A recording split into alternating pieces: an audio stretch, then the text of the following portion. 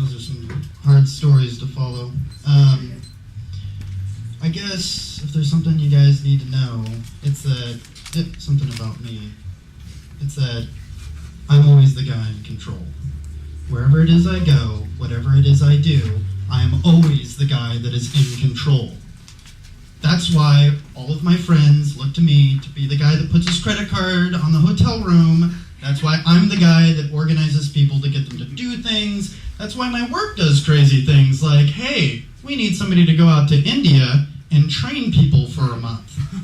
That sounds like fun, right? I can see it on this guy's face right here. He's like, that shit sounds like fun.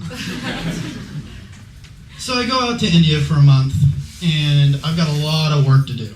A lot. I'm working pretty much like 16 days a week. And I know if I don't finish all of that in time, I'm going to have to stay longer. And I'm out there by myself, and I'm on malaria pills, like I'm going crazy.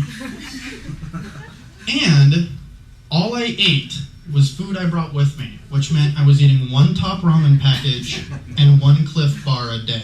I was probably not completely in my right mind.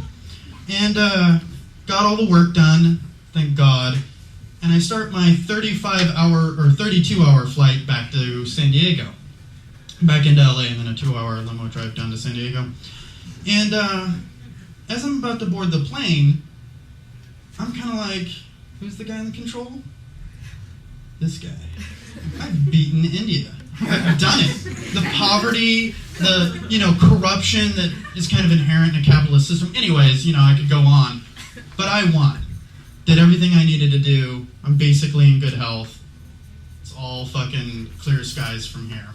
So while I'm sitting in the business class lounge, I look over to my right. And what do you know? Something's eyeing me over there, and it's this little tiny pastry.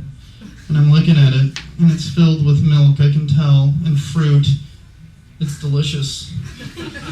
Haven't even tasted it yet, but sometimes you can notice delicious from like across the room. And so I reach over to it, and I'm like, I've beaten India. I will treat myself, and everything will be great. So I take this little pastry, I bite into it, and it's fucking delicious. Like, I swear to God, I've never tasted anything better. I shoved that down my throat, and I was like, okay, I'm back in control now. So I get onto the plane flight, sit down, and there's this very nice woman that's sitting next to me. She's like, around 40. I would totally have hit that shit, though. She was hot. We're kind of making, like, a little conversation and stuff, and she eventually falls asleep, because 32 hours is a very long time. And, I start watching Bridge to Terabithia on the little monitor there. And, about halfway through the movie, my stomach starts feeling a little bad. Not sure exactly what's up with that. I'm kind of like, what's that noise about? And it's like, never you mind, go back to the movie. So it's like, cool. So I totally just get into the film, and, then there's a little bit of gas. I don't know if you guys have ever experienced this, but, I'm sly, kind of look around. Let one go, nobody's gonna know, everybody's asleep pretty much, I'm gold. So about 30 minutes later, the movie ends, and I'm kind of thinking to myself, why can I still smell that fart?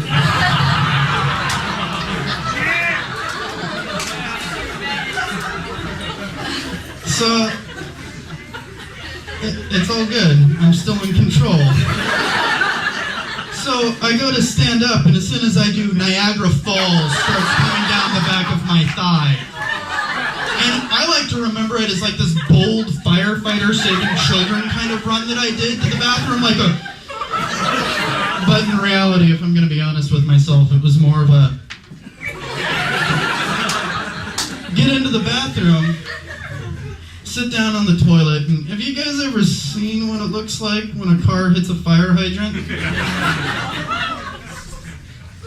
So about an hour and a half later, I'm back in control.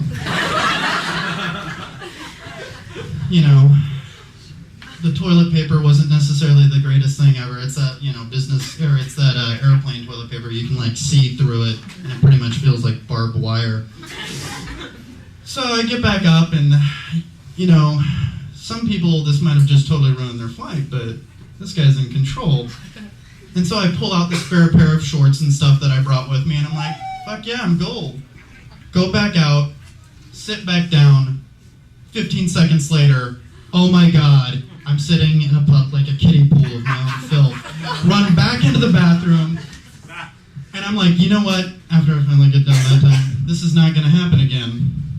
So I, in a very manly way, by the way, take some toilet paper, fashion this gladiatorial-like diaper, go back out, sit back down, and I'm kind of like starting to get paranoid at this point. I'm like, oh my God, are people looking at me?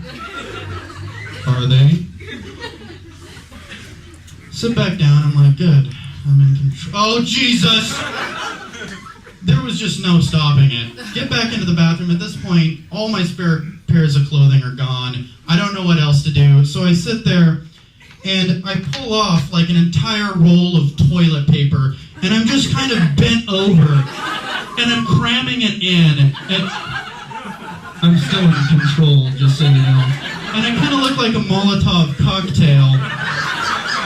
And I refashion a little gladiatorial-like diaper, go back out to my seat, sit down, and I'm in control. I'm not worried about how much longer that flight's going or the fact that the 40-year-old woman's kind of looking at me a little weird.